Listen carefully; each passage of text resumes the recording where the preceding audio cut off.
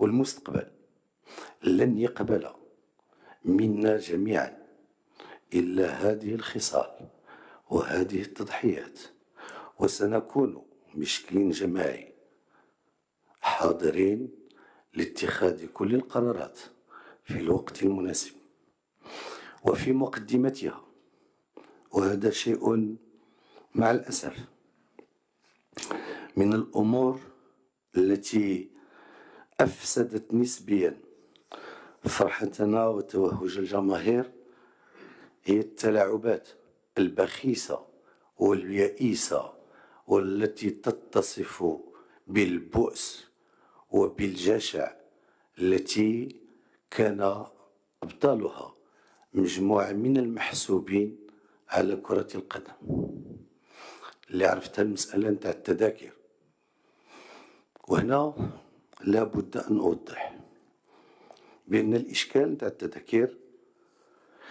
إشكال عرفناه مع مرور المباريات، خصوصا مع المباراة نتاع اسبانيا،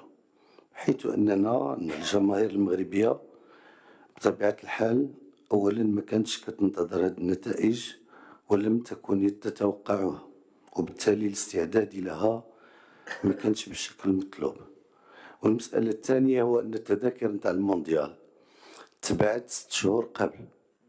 بداية الحدث، وكتعرفوا كلكم على أن من بين العوامل النجاح هي العدد تاع التذاكر اللي تم البيع نتاعها، وبالتالي فالإخوان في قطر وبطبيعة الحال كانوا في دورهم أنهم اقتنوا العدد الأكبر من التذاكر، وكان لازم أننا نلقاو حلول،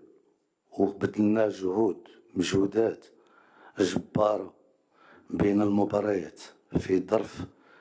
ما كانش كيتجاوز 48 ساعة، بالتنسيق مع الفيفا وبالتنسيق مع السلطات القطرية، باش نوفروا التذاكر لأكبر عدد من الجماهير المغربية التي تستحق هذا الجهد وتستحق هذه التضحية، لأن تضحياتها كانت أكبر. هي انتقلت من المغرب وجات من مختلف ربوع العالم باش تشجع الفريق الوطني، وبالتالي فالبؤساء المحسوبين على كرة القدم الذين استغلوا هذا الحدث كيفما كان شأنهم وكيفما كان منصبهم وكيفما كانت مسؤوليتهم، لن أتوانى شخصيا وأنتم معكم في اتخاذ كل الإجراءات الصارمة في حقهم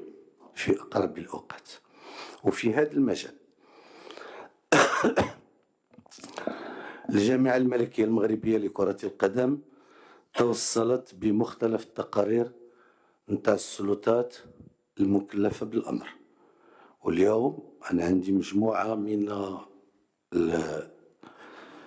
من التقارير في هذا الشأن. غادي نكون واحد اللجنة إلا كنتم متفقين اللي فيها السادة القضاة نتاعنا اللي كيترأسوا اللجان القانونية، وفي ظرف واحد 10 الأيام غيطلعوا على التقارير وغيجريو التحريات نتاعهم اللازمة، وكل من ثبت في حقه تلاعب بأي شكل من الأشكال في التذاكر نتاع المباريات لن يجد بعد 10 من يناير إن شاء الله مكانا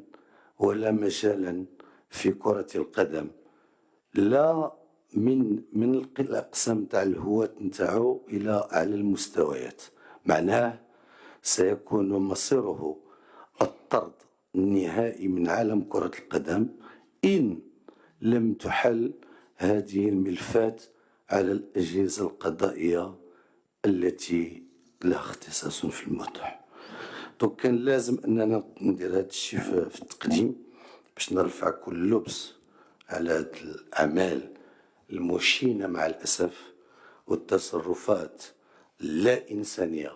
اللي قاموا بها بعض الأشخاص اللي ما عرفتش أنا كيف كان المنطق ولا تصورهم في وقت اللي كنا كنعالجوا فيه في ظروف صعبة للغاية، العلاقات مع الفيفا ولا مع السلطات القطرية باش نوفروا أكبر عدد من التذاكر، كما قلت، لإتاحة الفرصة لجماهير غفيرة وعريضة تحب بلدها وتحب وطنها وتحب فريقها، وما درت حتى شي ذنب إلا أنها قطعت 7000 كيلومتر باش تحضر لمساندة الفريق الوطني.